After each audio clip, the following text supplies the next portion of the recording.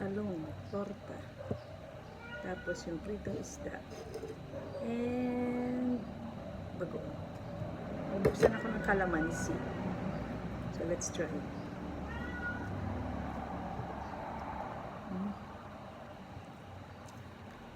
Medyo magana-gana na akong kumain ngayon. As opposed noong kalalabas ko ng ospital. Talagang wala pa rin. Medyo bumabalik-balik na yung pisngit ko. Tulog pa si Cody. So ako na unang kakain.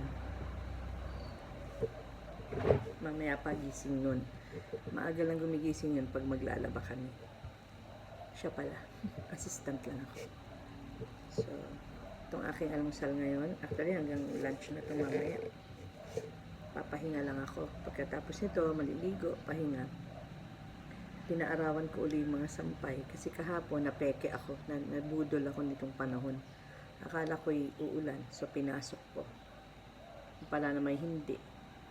E di, ayan, nilabas ko. Maya-maya, mamamalansya na ako.